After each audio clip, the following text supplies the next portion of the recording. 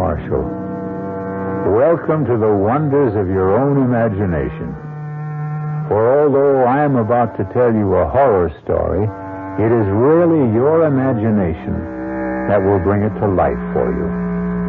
I shouldn't even say I will tell it, for it's really the story of Edward Somerset, as recounted in his private journal dated London, 1874. A truly harrowing account of what took place at Moreland Manor. Our mystery drama, The Headstrong Corpse, was written especially for the Mystery Theater by George Lothar and stars Suzanne Grossman and Gordon Gould.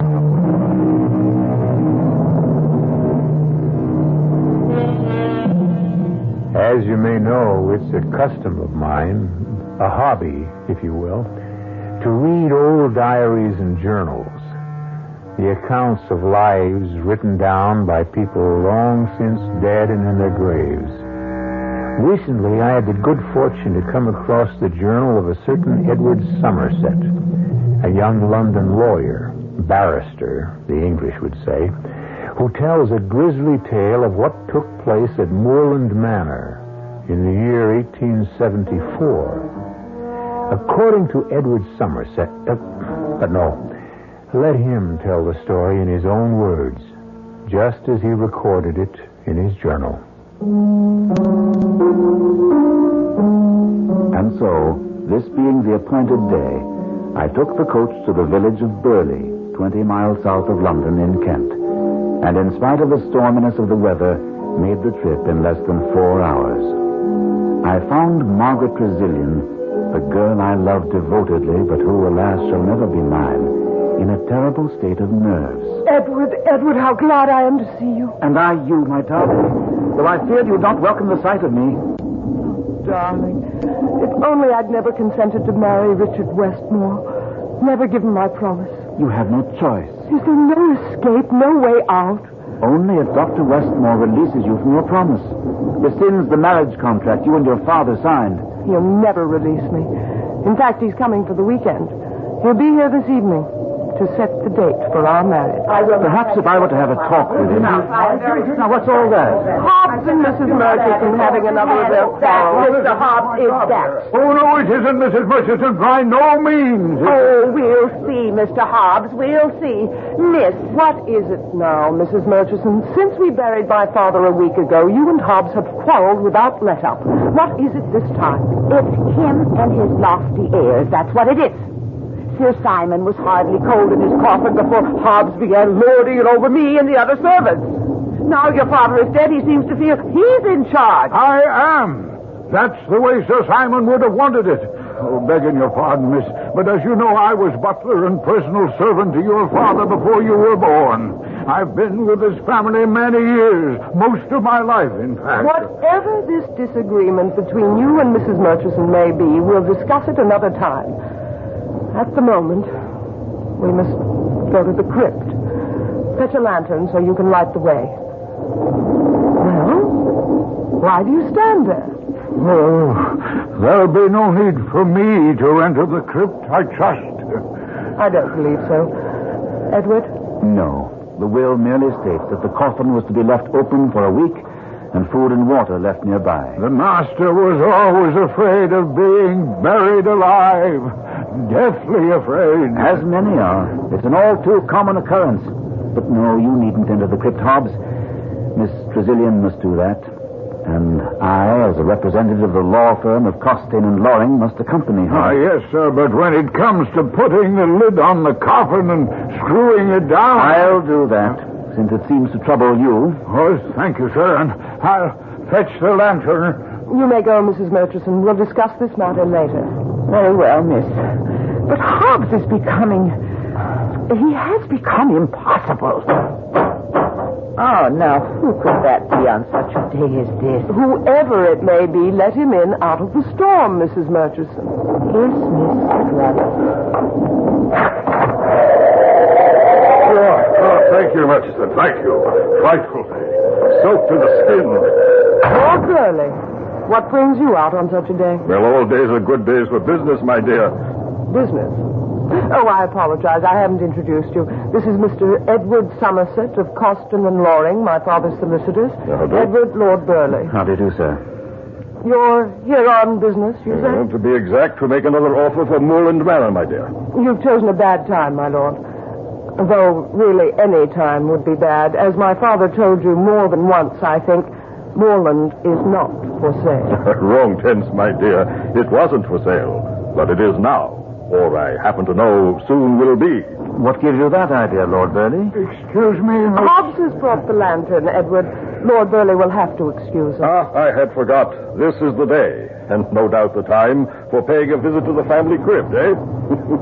Your father had a fear of being buried alive. Well, I'm sure you'll find him dead enough. May I ask how you happen to be so well acquainted with the private affairs of Moreland Manor? How do you know this is the day we were to visit the crypt? There's little goes on in Burley, in the county and of the village, sir, that I don't know. Good day to you, sir.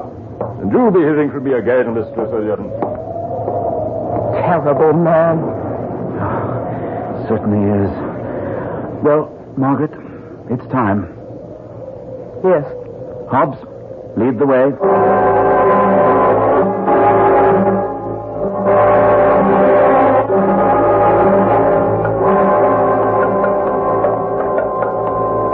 Here we are. I'll open the door. Give me the lantern, Hobbs, and wait here. Oh, yes, sir. Come, Margaret. Edward, I can't enter that awful place again. I'm afraid you must. It was your father's wish. So cold.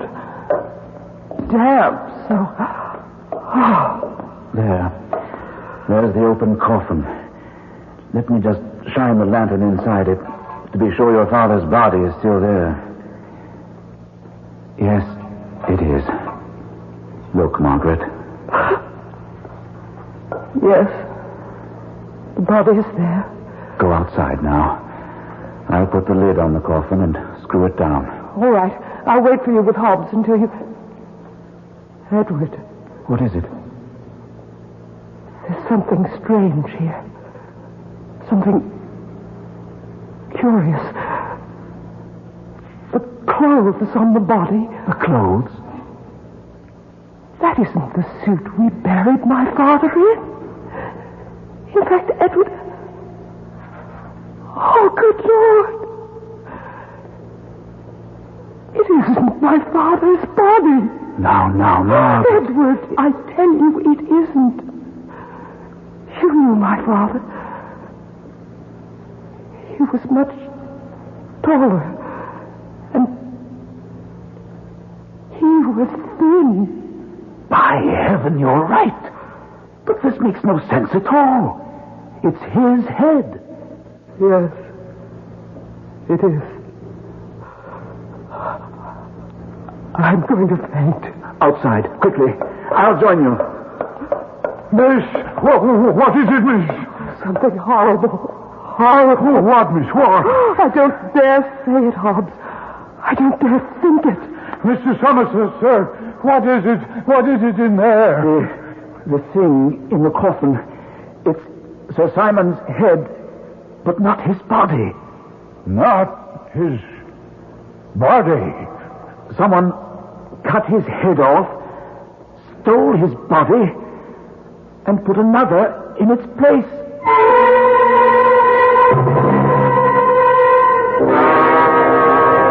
Incredible.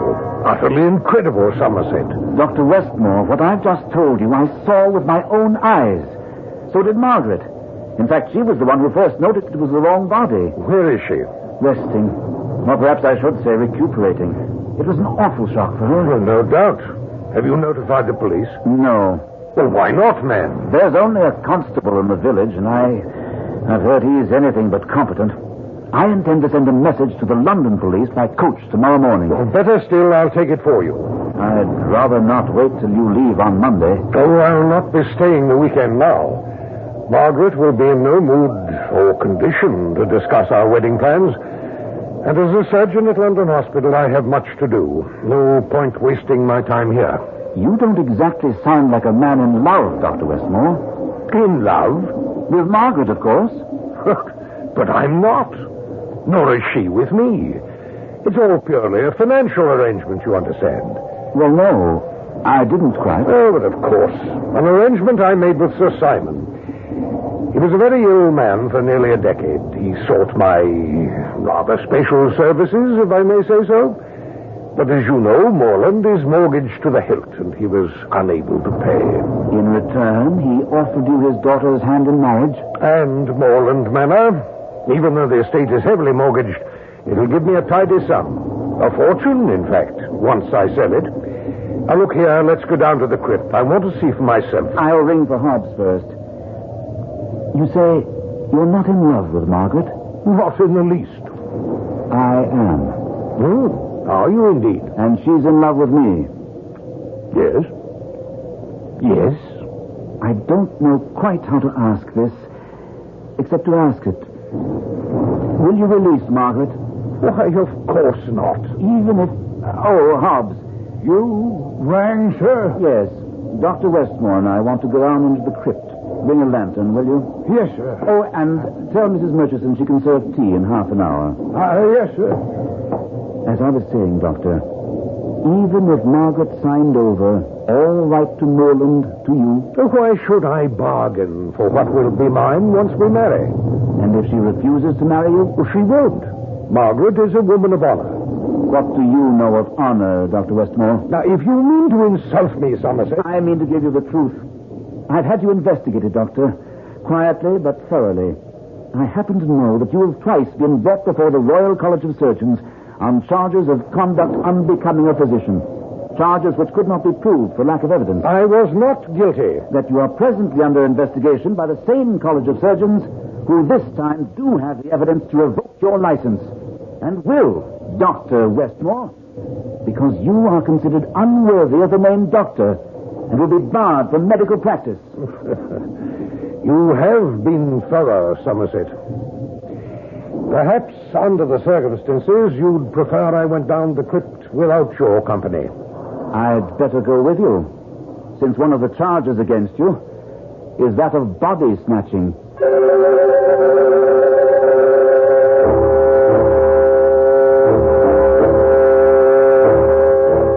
I'll take the lantern, Hobbs.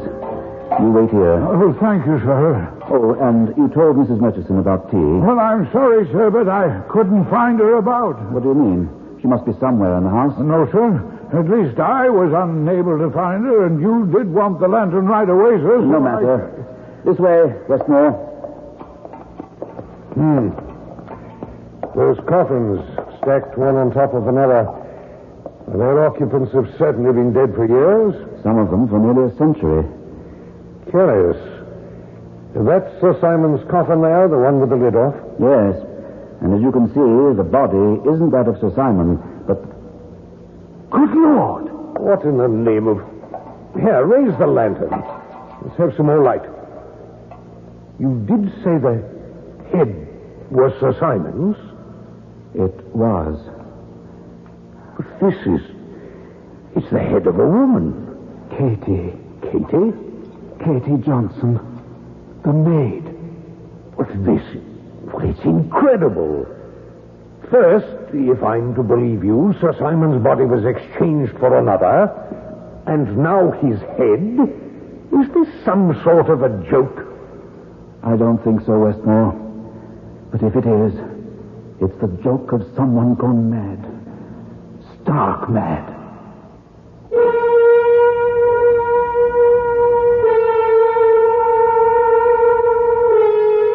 A baffling mystery, wouldn't you say? You might even call it heady. Sorry, I couldn't resist that. Edward Somerset's daily journal, recording what took place later on, is even more baffling, and I'm afraid more ghastly. Most of this strange story, the body of it... There I go again. All I meant to say was, there's more to come.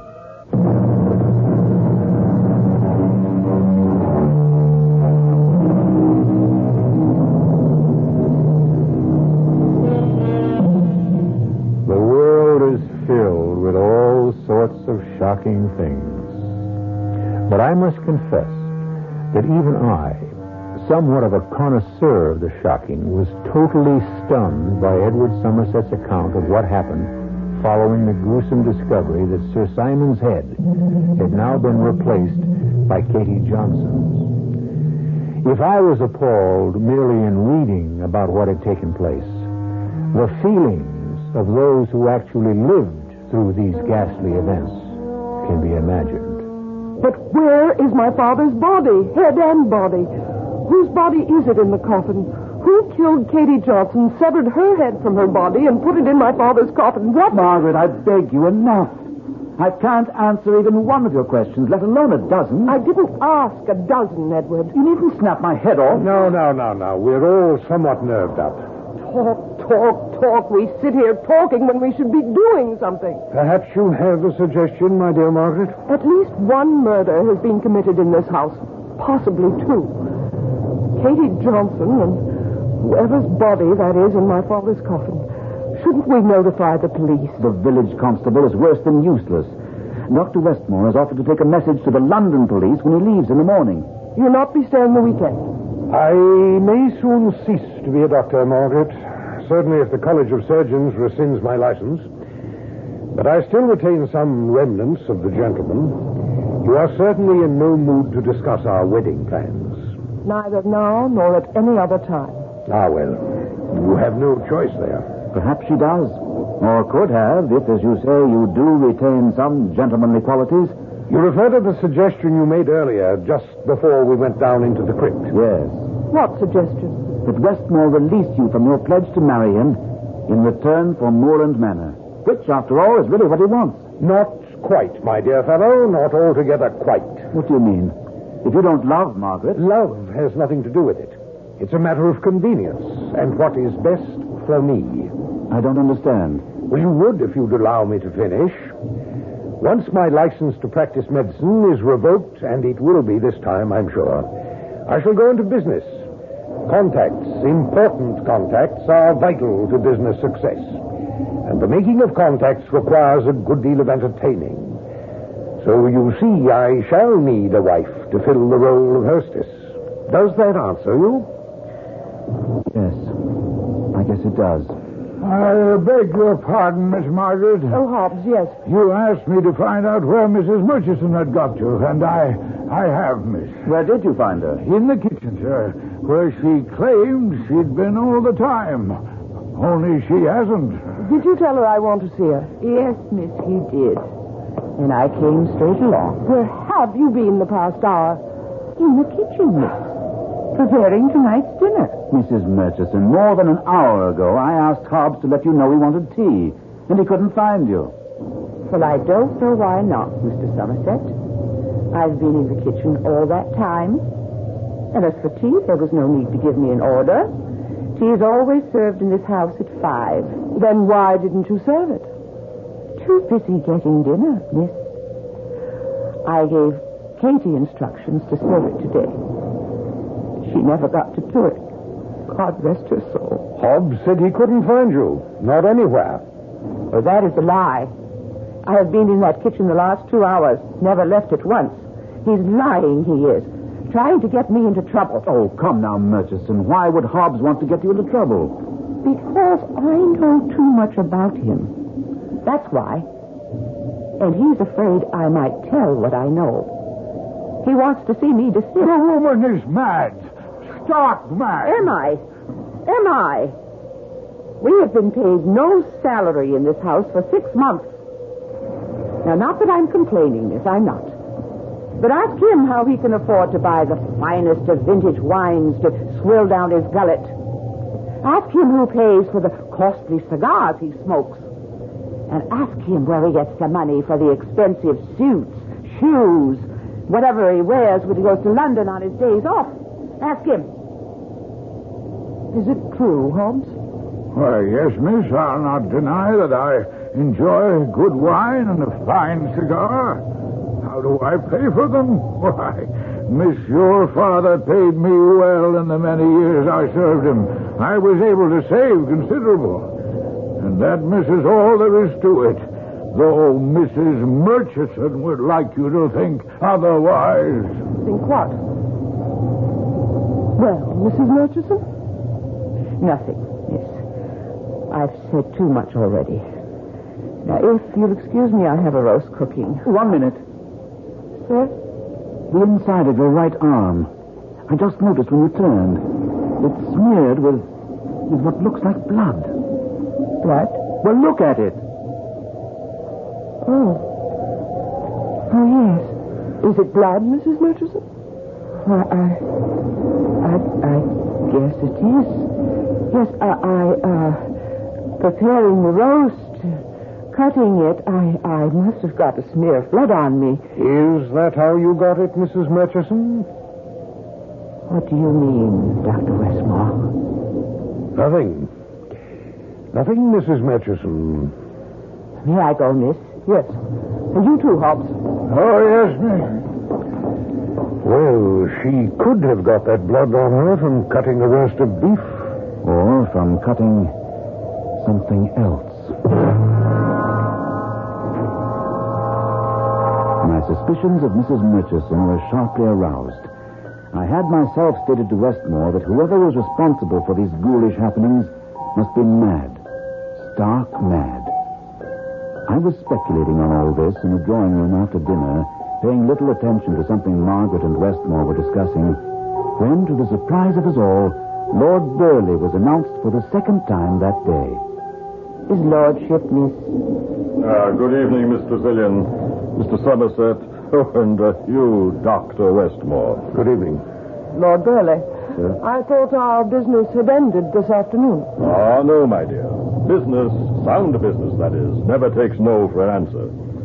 Since I could not reason with you, I decided to ride over and, if possible, reason with your husband-to-be. To answer your look, Doctor, yes, I heard you were here. Is there anything you don't know, Lord Berly? Very little, very little. As your betrothed may have mentioned to you, I'm interested in buying Moreland Manor. She didn't mention it, no. Ah, yes. Well, I am prepared to make you, all things considered, a quite decent offer, Doctor, once you come into possession through marriage, of course. Would you be interested? I would, indeed. Why do you want Moreland, my lord? Well, it adjoins my own estate. The 780 acres of moorland would be a welcome addition. I should think so, yes. What are you prepared to offer? £1 per acre, 780 pounds. That isn't an offer, Lord Berly. It's an insult. Not at all, not at all.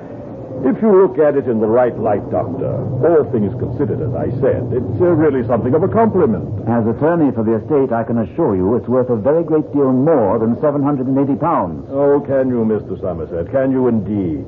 In your position, you must also be aware that the estate is impoverished. Yes, but That taxes are now a year in arrears. Yes, still. I know. You entertain the hope, the forlorn hope, Mr. Somerset, that through proper management, through improved land production, you might salvage the estate. I would hope that Dr. Westmore would, when he becomes owner. Well, hasn't he told you he means to sell more land within a month, perhaps less? You'd be willing to settle for shillings. What do you mean by that? I mean, quite simply, my dear, that there will be no one here to run the place for you. No servants, no farmers, no stable help, no one. Why not? Because the strange things taking place here, I refer to the occurrences in the family vault, are already known in the village, and the people are frightened. Within a few days, they will shun Moreland Manor as if it contained bubonic plague. This is impossible. Well informed as you may be on what goes on in Burley, you couldn't be this informed. Unless... Yes? Nothing. No, I insist. Unless what, my dear? I said nothing. But your silence signifies everything. If you're implying that I have a more than ordinary knowledge of what is going on here, that I am in some way involved, then out with it. That is indeed what I do surmise. Well, then let me assure you that you are wrong. I have my sources of information, yes. I have my informants, indeed a network of them. But I am not, I repeat, not a body snatcher. Body snatcher. Oh, good Lord, man, what do you think is behind all this?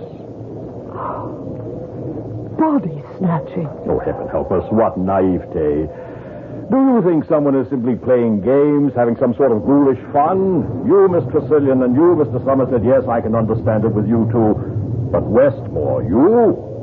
Do you mean to say you haven't suggested this possibility, this probability, to these two young people? Should I have? Ah, but you know better than anyone the need of bodies for dissection purposes, for the training of medical students. Medical schools will pay £10 for a fresh body, and 15, as you damn well know, sir, for a fresh head. Really? You're far more knowledgeable than I am, sir. Oh, you know nothing of it, eh? You, whose case is on trial this very moment before the College of Surgeons for just such practices, you know nothing? What is he on trial for? I thought it was body snatching alone. Oh, that, of course. But in the eyes of the authorities, something far more vile. Dr. Westmore is a grave robber. What? Yes, my dear. He not only snatches corpses, but robs them as well. Is this true? I own to nothing. You needn't. Your face says all. Blast you, Lord Berly. For what you've done to me these past minutes. I to you? Have you not done it to yourself, sir? Yes, heaven above help me, yes. But I had hopes. Stupidly had hopes that I might repair the damage I've done others and myself. I dared to hope that with the monies I would receive from the sale of Moreland, I might regain some reputation, some respect, some personal dignity. I ask your pardon. I had not known you had in you even a spark of decency. Only a spark. Nevertheless, a spark, which I might have fanned into flame. And you may still. What I have said has been said within the confines of this house. No, Lord Berly, it has been said within the confines of this woman's heart, and will echo there till the day she dies. Ah, well, I am sorry. But now, as to my offer to buy Moreland Manor... Another time. We'll discuss it another time, if at all. Now, then I had best take my leave. That would be best. And Lord Berly, My dear? don't come back.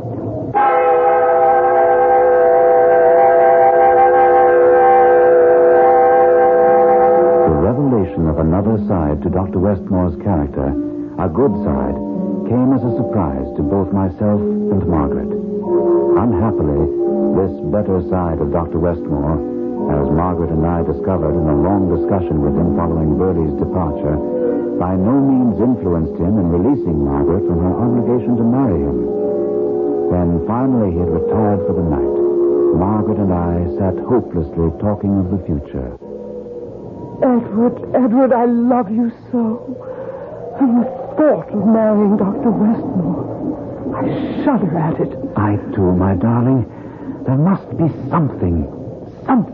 What? What solution have you thought of? One that only God could arrange, I'm afraid. Westmore's death. Oh, Edward. Frankly, there have been times when I've been nearly driven to arrange it myself. You mustn't say such things, Edward. Not even think them. 2 a.m. No wonder we're having such wild thoughts. We're tired. I'll say good night to you, my dearest. Edward! What in heaven's name? Mrs. Murchison! But where is she? Where are those screams? Oh, the crypt. Yes! Sounds that way. Stay here. No, I'm coming with you. Here's the crypt. Don't come in, Margaret. Nonsense, Edward. Mrs. What is it, Mrs. Murchison? What are you doing here in the crypt? What's happened to make you lose control? There. She's Simon the cloth. Go and look. See for yourself. Good Lord. Edward, what? No, don't look, Margaret. I must.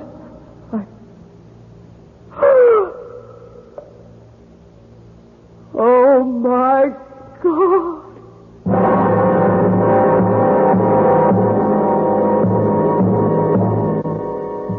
When I came to that part of Edward Somerset's journal, I could hardly wait to turn the page, to find out what new horror had taken place in the crypt.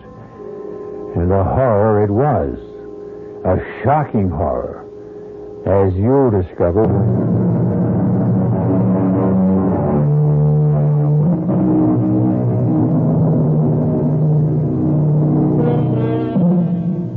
Shall we turn that page of Edward Somerset's journal? Personally, I could scarcely wait to do so. But I am used to horrors, can sort of take them in my stride. While you, on the other hand, you insist? Very well, then. We turn the page.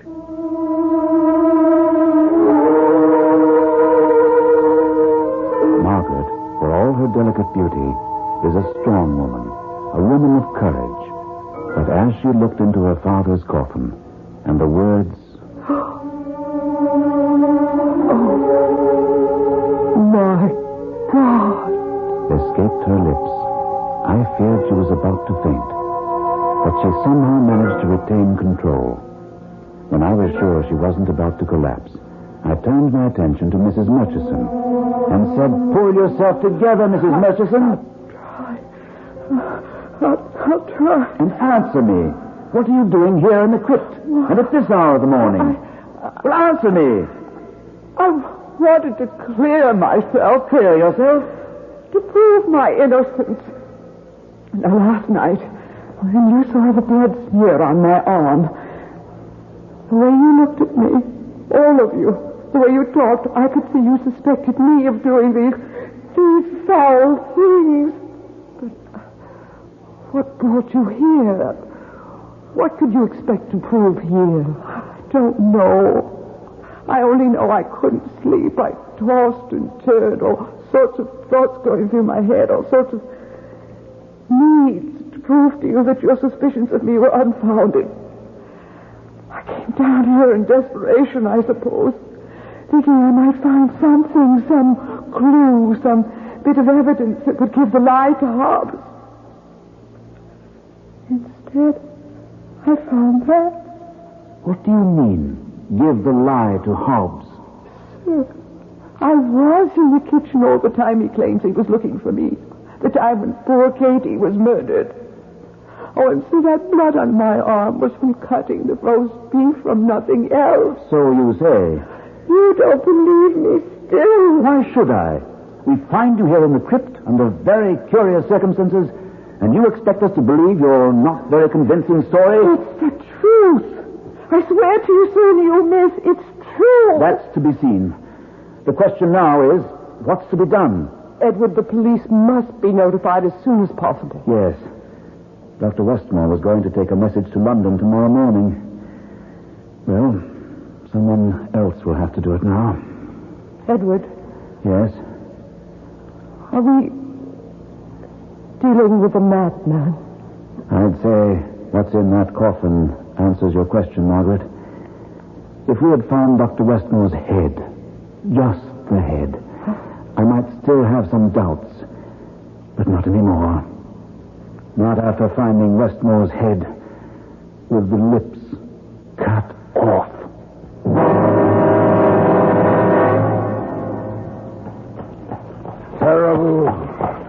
Terrible what happened to Dr. Westmore. Yes. Will you be long in London, sir? Only overnight. I'll return in the morning with, I hope, some member of the police force who can get to the bottom of what's going on at Moreland. Strange. First was Simon's body taken, but his head left in the coffin. Then his head gone and Katie's. Oh, the poor girl. Her head put in its place. And now Dr. Westmore's head in place of Katie's, and the lips cut off. Was horrible. Very. Have you any idea, sir, as to what's behind this? I have my suspicions, Hobbs. But that's all they are. Suspicions. Well, now, you'll be sure to return on the morning coach, and so I'll be there to meet you. Yes. Depend on me. And there now, you see, The village just below us in the valley. I told you we'd be in plenty of time.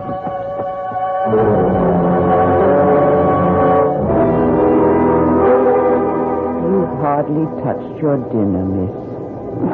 I'm not hungry, Mrs. Murchison. Oh, small wonder. All that's happened here. And some of the village farmhands telling you today that they'd not be coming back to Moreland to work the fields. I'll see who it is, miss. Lord Berly. Is your mistress at home, Mrs. Murchison? I'll see, my lord. No need. I'm sure she is. I thought I had informed you, Lord Berly, that your presence here is no longer desired. You may change your mind about that. If you've come to see me about... I've come to see the crypt, if I may have your permission. Whatever for? I learned today that a good number of your farmhands have left you because of the doings here. Well, for my benefit, once I own moorland, I think it best to clear up the mystery of the crypt as quickly as may be. You think you can? I know I can. Because, you see, I know, on good authority, the reason behind what's been going on. Is it body snatching? Yes. So, in any case, I am informed. But I wish to see for myself before taking action. I have your permission? Very well. Well, come along, then.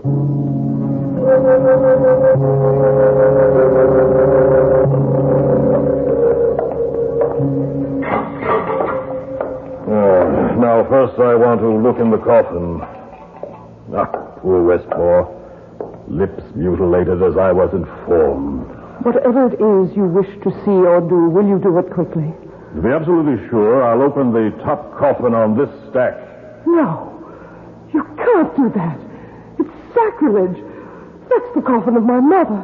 I'm afraid it was the coffin of your mother, my dear. In truth, I'm afraid many of these coffins no longer contain their original occupants. They are now used as storage boxes for much fresher corpses.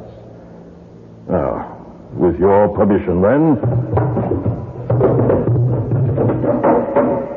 Yeah, so, see for yourself, Margaret. Please. I'd rather not. Oh, come, you must. This once. I want you to know I speak the truth. Look.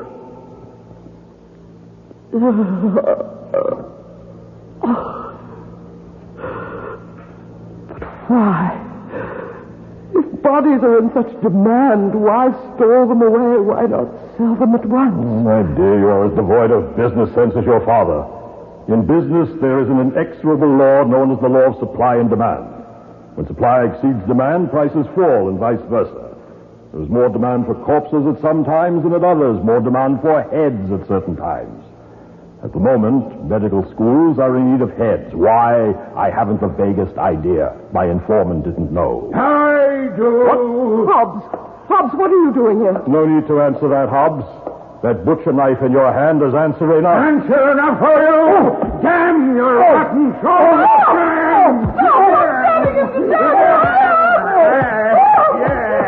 May rot in hell! Eyes and ears everywhere. Nothing hidden from him. Oh, no, knew everything. Knew all about what was going on down here. I even knew, I'll be bound, that I am the body snatcher. You didn't know. You didn't even suspect. Mr. Somerset did. Lord Berly did. Dr. Westmore, oh, yes, he more than suspected. He knew, because he was the one who bought what I had to sell. Westmore? He started me, but I ended him. I had to. Why? Why did you have to? He was soon to go on trial before the College of Surgeons. They have enough evidence to convict him, to break him down, and he will have told everything, including where he got the bodies, the heads, from me. Yes, me. That's why I had to cut off his lips, so he'd never tell. Never. You're mad. Yes, that may be. The bodies, the heads. How did you transport them?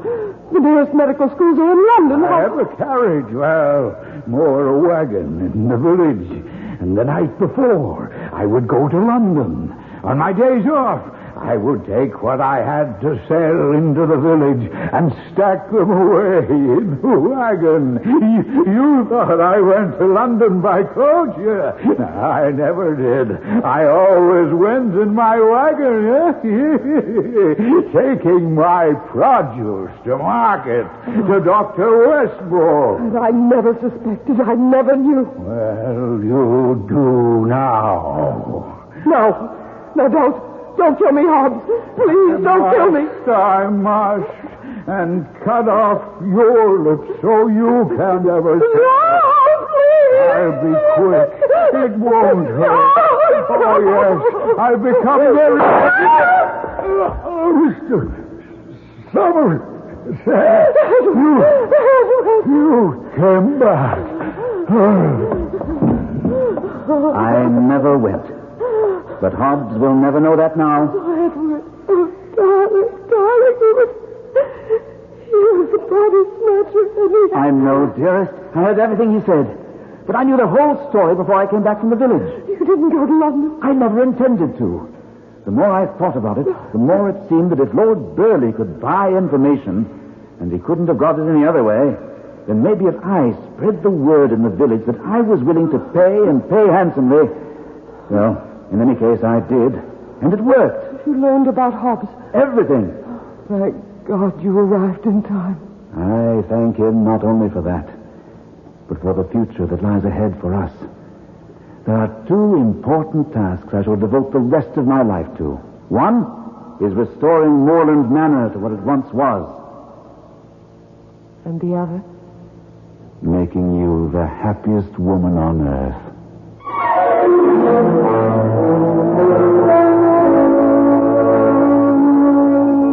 And so ended, happily, the strange and horrifying events at Moreland Manor.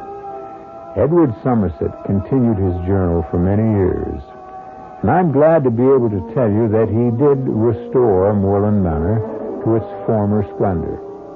And he must have made Margaret at least one of the happiest women on earth, if 9 children mean anything.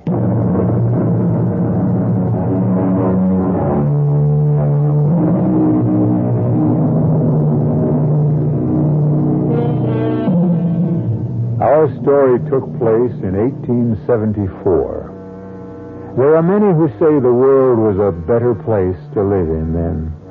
Maybe it was. I don't know. All of us do face many problems, many frustrations, many fears these days. But one fear we don't have now that just about everyone had then is the fear of being buried alive. At least I don't think we have. Our cast included Suzanne Grossman, Gordon Gould, Anne Petoniak, Ian Martin, Kurt Benson, and George Lothar. The entire production was under the direction of Hyman Brown. This is E.G. Marshall inviting you to return to our Mystery Theater for another adventure in the macabre. Until next time, pleasant dreams.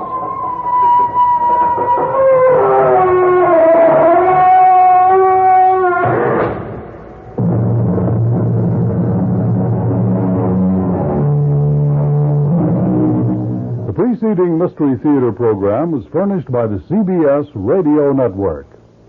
This is WOR New York and RKO General Station. At the WOR time signal, exactly 8 o'clock Eastern Daylight Saving Time, here's John Wingate with the news.